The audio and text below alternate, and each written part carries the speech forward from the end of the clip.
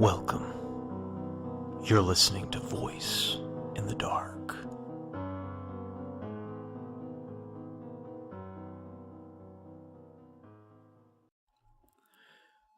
My Son Brought Something Home from the Woods by Harrison Prince. My husband and I always wanted our son to be adventurous. We wanted to watch him grow up asking questions about everything, seeking out answers, and looking for adventure. It seems like whenever parents have a deep desire for how they want their children to be, their children instinctively know and go the complete opposite direction. As Sam grew up, he became very introverted and would actively ask when it was time for bed. He loved to sleep, and our doctor gave a lot of explanations. All the illnesses had been checked and crossed out before he finally said, "I think he just likes to get away from reality. He likes his dreams more than he enjoys life." This was at the age of 8. This actually depressed us as parents. What could be so wrong, so uninteresting about his life that he would come home and just sleep? The doctor recommended that we plan family activities that were geared toward him as a way to engage him in life. Give him something to be excited about after school. So, for our very first trip, we decided we would go on a hike. The mountains were about an hour away, and we considered this a mild introduction to our new family habit. When we told Sam where we were going, he was ecstatic. We knew that hiking had been the right activity. On Saturday, we threw together some backpacks, lunch, water, and even a magnifying glass so Sam could inspect everything closely. He was so excited the entire way there. We were all thrilled. When we parked at the trailhead, Sam leapt out of the car and almost ran up the trail without us. I had to call him back so we could keep an eye on him. The hike was short, maybe half a mile, but Sam tried to run it like a marathon. We kept calling for him to come back and check out this bird or this butterfly or this log that looked like a grandpa's face. He would come and look and humor us, but then run ahead again. Eventually, we gave up trying to point things out and let him just run through the woods. We were pleased that he had taken so well to the trip. For once, Charlie and I felt like we knew what we were doing as parents. Anyone who's a parent knows how that feels. We got to the end of the trail and ate our lunch. We were at a ledge along the mountain that was more like a hill. The sun was high overhead, and we could see over the trees for miles. Sam quickly downed his lunch and we let him run off into the trees. "Not too far," I warned him. He obeyed, and we could always see him. From the rock where we sat, I watched Sam while Charlie went to the bathroom. I watched Sam pick up sticks, swing them at bushes and tree trunks until the stick broke, then pick up another one. He picked one up that was too short to be swung, but he smiled wide at it and ran around with it in front of him, using both hands. Finally, he ran over to me and said, "Mom, feel this stick. It feels so cool." "Oh yeah?" I grinned, taking the stick from him. It was in the shape of a Y, and when I grabbed one of the sides of the Y, it was perfectly smooth. It looked like someone had taken a knife and whittled a bigger branch down into this smooth, slingshot-shaped stick. The two sides of the Y were curved, almost like bicycle handlebars. "That's very smooth," I said to encourage him. He looked at me, funny, then ran back into the woods to keep playing. We packed up lunch, stuffing everything back into the backpacks, and announced that we were ready to hike back. Sam came back without a fuss, and we began walking down the trail. Instead of running ahead, however, Sam lagged behind, still clutching the Y stick. He held it in front of him with both hands as before, and was swinging it around slowly, as if it were a magnifying glass, and he was searching for something. "Come on, Sam," Charlie encouraged gently when he stood in one place for too long. We both had to stop because he had fallen so far behind. He was pointing his stick into the trees, arms outstretched. He kept looking from the stick to the trees, as if trying to line something up. We both waited patiently for a few seconds, but the heat was getting to us, and we were ready for an air-conditioned car. "Sam, honey, let's go," I called. "Okay," he called back, but didn't move. Charlie sighed and walked back to him. He put his hands on both of Sam's shoulders and guided him down the trail. The whole time, Sam kept both hands firmly on the stick and tried his best to point it back toward the trees where he had been looking. He didn't point it towards where he had been standing, I noticed later, but at a spot past the trail and into the trees, always at one position. Charlie finally got him to where I was, and we kept walking.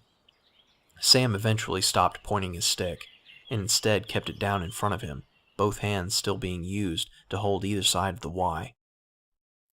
We drove home, pleased that Sam was taking home a souvenir. Our day trip had worked. He was getting involved with life. We were one step closer to our adventurous son. Over the next couple of days, lots of things started happening. They all seemed disjointed and not connected in the moment. Later, memory would connect them for me. Sam went back to his sleeping routine. He would come home from school, go into his room, and play for a bit by himself while dinner was being made. I got him to work on homework, then served dinner when Charlie got home. After that, he went straight to bed by his own choice. This wasn't abnormal for him, so I wasn't any more concerned than usual. A few nights after we got home, I noticed that Sam's bedroom light was on even though he'd gone to bed hours ago. His door was closed, so I went to go turn off the light for him. I figured he must have left it on when he fell asleep or something. The second I opened the door, Sam leapt off the floor and jumped into bed, like he knew he was in trouble. It was only 7 in the evening. I wasn't about to yell at him for not going to bed when he said he was. His rapid jump into bed had me worried, though. "Sam? What's up?" "Nothing," he said, in that kiddish tone that screams, "I didn't do anything." I looked around the room and saw what I always saw. His toys were out and lined up in some game he must have been playing. Nothing was out of place or irregular. "Well, you jumped in as soon as I came in. Anything wrong?" "No." "Okay," I said slowly, unsure of what else to say. He looked at me with untold terror in his eyes. "Are you sure nothing is wrong?" I pressed. "I can hang out with you for a bit if you want." He stared right through me, his eyes wide. It took him a few seconds to reply. "No, Mother. I'm going to bed now. Can you turn out the light?" I blinked. He's never called me Mother in his life. I should have pushed myself in and sat on his bed and talked until he admitted what was wrong. But I didn't. Charlie called my name, and it distracted me. I wished him a good night, turned off the light, and shut the door. Talking later on with Charlie about it, Charlie thought that maybe he had somehow discovered masturbation, even at his young age. When you rub it around on the floor the right way, it just happens, Charlie told me. Apparently that's how he discovered it. So I chalked the situation up to that. Sam also kept carrying that Y stick around everywhere. He always kept it within reach. During dinner, he kept it on the table. When I told him that sticks do not belong on the dining room table, he kept it on the chair next to him. He took it to bed and kept it next to his head. He even took it to school. I tried fighting him on it once, but he claimed he was taking it to show and tell. I was about to insist that he leave it home, but he looked like he might cry if I came down firm. So I let him on the condition that if his teacher mentioned it to me, that I'd make him leave it at home. He agreed. One day, Charlie was taking out the garbage, and the bag caught on the door jamb. The contents of the bag spilled all over the floor, and he quietly cursed and went to get another bag. This is when he found out about 20 of Sam's toys were in the trash. They varied from stuffed animals to action figures. Confused, Charlie asked if I had thrown them away, or was punishing Sam for something. I told him no, and was equally puzzled. Sam, for some unknown reason, had been throwing his own toys away. Together, after dinner, we sat down with Sam at the table to ask about the toys. We saw it as a cry for help. "They were selected," he said in response. "They weren't doing a good enough job, so they were fired. Their time was up." Charlie told Sam that we don't throw toys away because they cost money and we do not waste things. Sam nodded, but I saw his hands clutch the sides of the Y stick tightly under the table. He was stressing. Something was going on. We ended the conversation on a light note, and Sam understood why we were upset. He promised not to throw away any more toys, then ran off to bed. I just remember thinking how strange the sentence was. Their time was up. That was an adult's line, not something you hear from kids. Sam's school sent an email to all the parents about 2 weeks after our hiking trip. The principal pleaded with parents to not let their children come to school if their child was sick, as there was a very serious flu going around the school. He even admitted that 5 teachers and 30 students had been sick over the last week alone. I showed it to Charlie, but he didn't find it as weird as I did. Hand sanitizer breeds superbugs, he shrugged. Just tell Sam to wash his hands more often. The final straw for me came a few nights later. It was a Wednesday night when I woke up for no reason. Charlie was snoring next to me, but in a lull between snores, I heard a whisper. Fear seized my throat, and I lifted my head off the pillow, slowly to peer at the bedroom door. Someone moved in the dark, stumbling along. Someone small and short. Sam. Irritated, I got up and walked to the door. I saw Sam skip away, as if he was crossing a field of spiders and was desperate to not get any on his shoes. Sam, I whispered, walking out after him. I turned the corner into the family room, but he wasn't there. I heard bare feet race across the kitchen floor, and that made me angry. The little shit was hiding from me. I walked through the family room and noticed that the clock on the wall was way, way louder than usual. Or maybe I was hypersensitive because I was exhausted. When I entered the kitchen, Sam was facing me. He stood next to the fridge, and the small LEDs on it lit up his expression. He was terrified, and his little Y-stick was pointed right at me. Sam, I hissed in annoyance. It's late. Get back to bed. I need water, he said, still looking at me with wide eyes. It was an obvious lie, but one not abnormal for kids caught up past their bedtime. Okay, then get some water, I sighed. Can you get it? He asked, still clutching the stick and pointing it my way. He must have seen my mom look because he re-emphasized, Please. I walked forward, and that's when I noticed that he pointed the stick around me. He was pointing at something behind me. I whirled around really fast and stared into the empty darkness of the family room. The clock was still noticeably loud. It sounded like a person saying the actual words. Tick-tock. Tick-tock. I looked around the room for a full 30 seconds. Nothing moved. What are you doing up, Sam? I asked, turning back to face him. He looked at me with real, true terror in his eyes. The stick was shaking in his hand. Sam, I hissed, snapping a little bit. It's not time yet, he stuttered, barely glancing at me. His gaze was transfixed beyond me. I'm not ready yet. For half a second, I wondered if he was pretending to sleepwalk. Then I wondered if he actually was sleepwalking. Then my tiredness washed over me, and I got irritable again. It's time for bed, I insisted, walking toward him. Still, he kept his eyes behind me, and the stick pointed into the family room. Okay, he said, defeated as I approached. He took slow, unwilling steps toward the family room. I stood behind him, watching to make sure he went to bed. I saw his head look back and forth, scanning the room as he entered. He was looking for something. He looked back at me with uncertainty.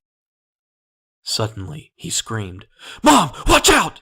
I instinctively whirled around, hands up and ready to attack whatever was there. Nothing. Nothing but darkness and the far kitchen wall. I ground my teeth and glared down at him. He was still shaking, pointing his stick into the empty kitchen. I was beyond annoyed now. This stick had been out of control for weeks. I think you need a break from this, I said, snatching the stick from his hand. No! No! He screeched. Sam practically leapt at me, but I jumped out of the way. This was the only way, I assured myself. This stick wasn't healthy at all. Don't! He cried and yelled, following me through the family room and into the hall. All the attention that he'd pointed into the kitchen was now directed at me. He tried to jump and grab at the stick, but I held it above my head. I felt like a teenager older sibling, teasing my younger brother, but this was necessary. I regretted waking Charlie up, but I pushed my way into my room, tossed the stick onto the floor, and turned back to get Sam out. "Give it to me! Give it to me! Give it to me!" he demanded without taking a breath. I pushed him out and shut the bedroom door. I flipped the lock on the handle and sighed. "What's going on?" Charlie mumbled. I took the stick away. "He was playing with it all night," I sighed, coming back to bed. Sam was pounding on the door. I convinced Charlie that we should ignore him, let him tire himself out, and tomorrow we would lecture him. He verbally agreed, though I could sense he didn't agree inside. It took an hour, but Sam gave up, and we went to sleep. The next morning, my throat felt like I had swallowed sandpaper. The flu, of course. My stomach rumbled and roused me out of bed. I found myself starting to run to the master bathroom after my stomach turned nauseous. I puked up spaghetti from dinner the night before. Stumbling out of the bathroom, I had to move aside for Charlie, who couldn't make it to the toilet and threw up in the sink.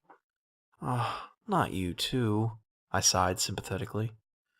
"I haven't been sick like this since I was a kid," he moaned, rinsing his mouth out. I rubbed my eyes, still tired from Sam's ordeal last night, and got in the shower with the lights off, hoping it would help my light sensitivity. Charlie decided to call in sick and rest for the day.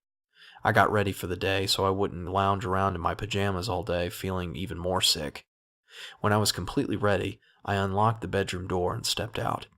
Sam was nowhere in sight, which meant he had gone back to bed. Good. "Sam, I hope you're getting ready for school," I said loudly. No reply. I went to his room and found the door shut as usual. I twisted the handle and pushed, but the door was stuck. "The hell?" I muttered quietly. Using my shoulder, I shoved hard against the door. I heard a clatter, then the door opened. As I entered, I saw three things right away. 1. A chair had been placed under the door handle, preventing it from being opened easily. 2.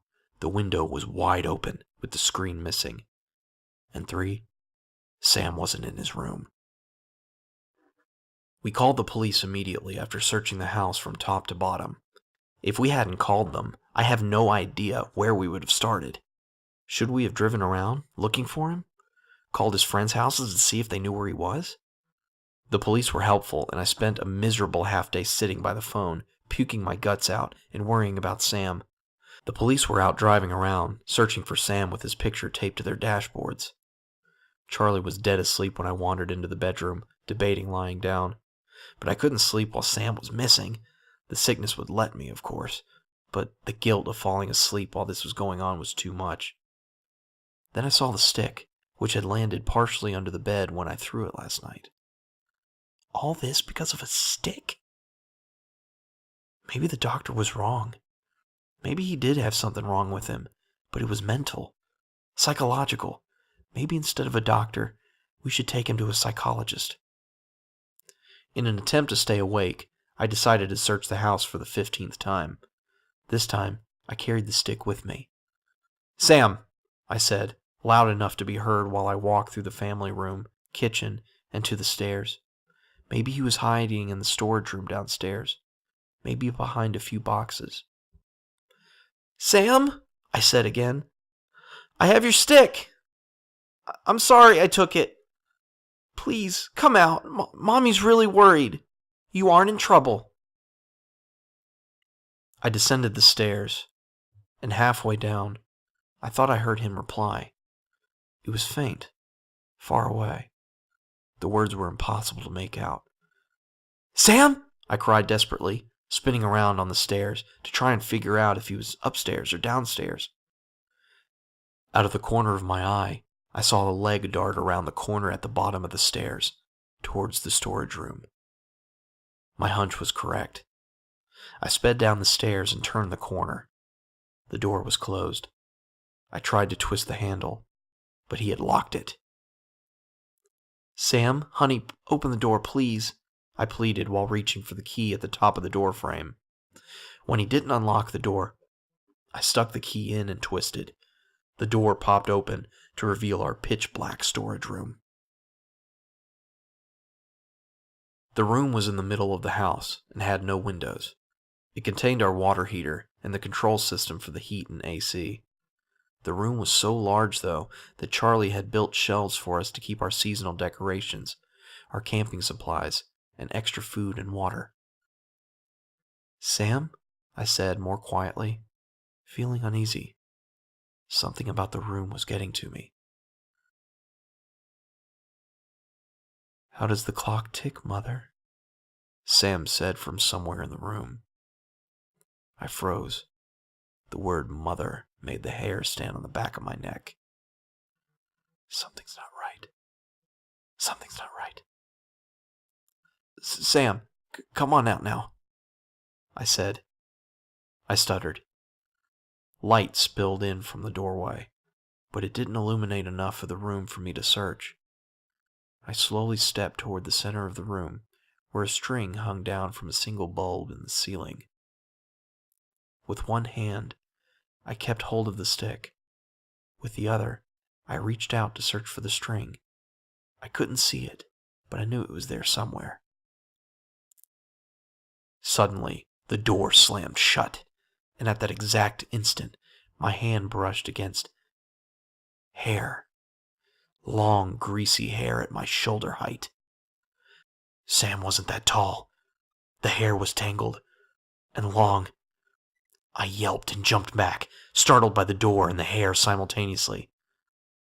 Sam giggled. "Do you know how the clock ticks?" It came from my left, along the wall. The hair had been to my right. What else is in here with us? I was paralyzed. I couldn't see a damn thing. My phone was upstairs, so I couldn't use it as a flashlight. The ceiling light was somewhere in front of me, and the door was somewhere behind me. Every time I started to reach out, I remembered touching the greasy hair, and recoiled. "Charlie!" I called upward, hoping he could hear me, hoping he was awake. Tick-tock! Tick-tock! My brain instantly remembered the sound the clock had made the night before. It was the same voice, faintly a voice, and faintly background noise at the same time. "Sam," my voice hoarsely whispered. I had to throw up again. I swallowed bile and felt one more time for the string. It brushed my hand, and I jumped back before realizing I was feeling string, not greasy hair. Resolutely, I launched my hand out and grabbed at the string. It swung into my hand, and I yanked on it hard. The single bulb buzzed to life, and something moved to my right. I screamed at the top of my lungs when I saw white and black. It'd taken me a long time to place the shape, but now I'm certain. A deer's skull, partially covered by stringy hair, darted away from the light, circling behind me. In absolute terror, I squeezed my eyes shut and didn't dare open them. In the battle for fight or flight, I turned into the ostrich, burying my head and hoping it didn't see me. I started sobbing and wanted to run for the door, but I was too scared to open my eyes. "Mommy?" Sam called from my left. I didn't respond. I was sobbing too hard. "Mommy, help, I'm stuck." Very, very slowly, I moved one finger and looked to the side. Sam was huddled up on the top shelf. I couldn't see his face, but I saw jeans and his favorite shirt. "Come on down, let's go, I whispered. "I can't, it's gonna get me," Sam whispered. I tried hard not to sob again. "Come and get me, please," he begged. I fought through the terror and stepped toward the shelf, still covering my face and using a small gap in my fingers to navigate. When I reached the shelf, I closed my eyes and held my arms up. "Climb into my arms, Sam. I'll get you down, and we'll go get your dad." My voice broke at the end. "I'm stuck. My shirt is caught," he cried. Okay, I said, trying to be brave for him.